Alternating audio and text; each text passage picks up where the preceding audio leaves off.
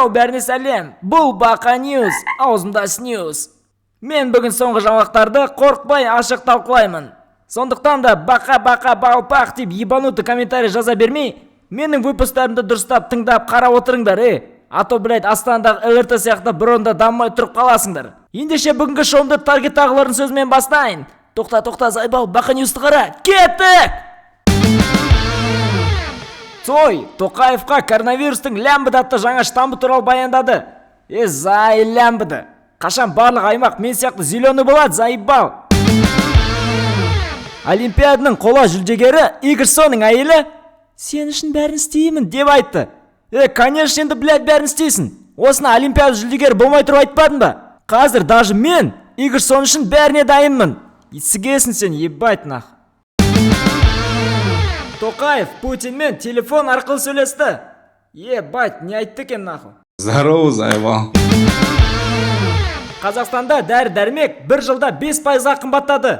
Қайдағы 5% нахуй? 90%-ға қымбаттаған сияқты ғой? Ебать, сігесіңдер сендер 5% деп. Дәрілер настолько қымбат, адамдар даже ауырғысы келмейді, блядь.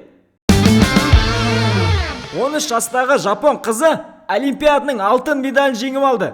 Ахуеть, 13 жасында алтын медаль. Біздің 13-тегілер тикток түсіріп жүр ғой, амығып. Павлодар тұрғындары бақа қаптағанын, еше олар түнде ұйықтауға мүмкіндік бермейтін айтып, әкімге шағынданған. Главный ертең маған заяв жазжымендер, терпелілер. Бірақ маған бірден десіңдер, көттерін айран ғой наху. Тимендер мен роднойларыма. Қазақстанда ауыл әкімдерінің сайлауы аяқталды. Енді жаңадан сайланған ауыл әкімдері давайте дұрыстап жұмыс істеңдер, Зайбал. Айтпақшы, мына кісі естерінде ме? Если мы все вместе сделаем, как говорится, правильный выбор, проголосуйте за меня, я постараюсь изменить свою жизнь к лучшему. Сол әкім болып кетті ғой, әкес. Еба, красавчик наху. Шындықты айтты. Зато әкім болып кетті, блядь. Басқалар сияқты анан істейін, мынан істейін де уәде бермеді даже. Потом ертең жағдайын істеп алғасын ешкім оған әңгіме ете алмайды. Как сказал, так и сделал, ни разу не спиздел. Короче, ол да мен сияқты похуйс екен нахуй. Петропавлдағы танымал көпбалалы отбасында 17-ші бала дүниеге келді. Вот, действительно көп балалы деп айтуға болады. Ебать, 17 бала ма? Вот мамасы қаһарман, әкесі сігеді екен. В натуре сігеді екен. Айжан Байзакова баласының әкесімен ажырасты. Ой, бля, оның баласы кім, әкесі кім, бәріне похуй. Сергей, айттым ғой саған мынандай жаңалықтар берме деп. Все, давай, бітірейікші. Бүгінге келіп жеткен жаңалықтар легі осындай. Фу, блядь, қалай айтады осыны?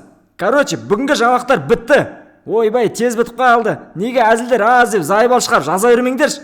Мен, сука, сендерге приколист емеспін. Бақамын, нахуй. Сондықтан, ешкімнен қорықпайтын дух дахуя Бақаның каналына тезірек тіркеліп қойыңдар, блядь. Сосын ертеме звезда болып кеткенде айтып жүресіңдер, 300 подписчик кезінен таныйым деп. Все, давайте, мен даже келесі выпусқа дайындалам. Ал сендер ютубта шірі отыра беріңдер,